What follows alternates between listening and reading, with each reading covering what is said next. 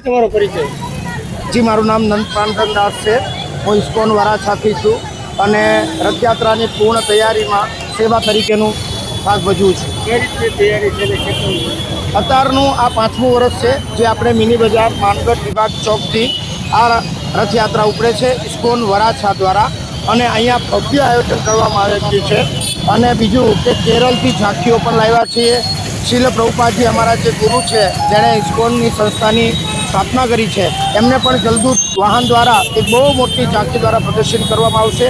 બીજું, માનનીય ગૃહમંત્રી શ્રી અમિતજી શાહ જ્યારે આવ્યા અને જ્યારે જે ભૂમિપૂજન કર્યું, એ ભૂમિપૂજનનું આખું મંદિરનું પ્લાન રેડી થઈ ગયો છે. એ પણ અમારા એક 40 ફૂટના ટ્રકમાં એમને વિસ્તૃત કરવામાં આવશે અને બતાવવામાં આવશે કે એ ભવ્ય મંદિર કેવું બનાવવામાં આવશે ઇસ્કોન મંદિર દ્વારા, જેથી સુરતની ભાવિ ભક્તોને એમના દર્શન થાય, રાધા કૃષ્ણના ભગવાનના દર્શન થાય અને સારામાં સારા ભક્તો અને સુરતની જનતાઓ એ મંદિરનો લાભ લે.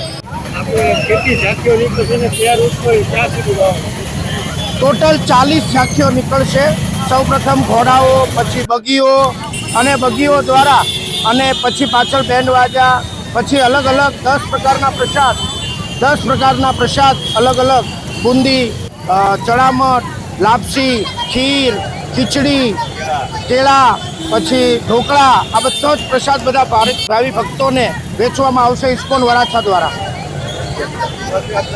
અને રથયાત્રા પૂર્ણ થશે ત્યારે 10,000 લોકો માટે ત્યાં મહાપ્રસાદ છે, બધા જ લોકો માટે. પ્રાણી સંગ્રહાલય, જગાત નાકા, ત્યાં રથનો વિરામ છે અને મહાઆરતી પણ થશે.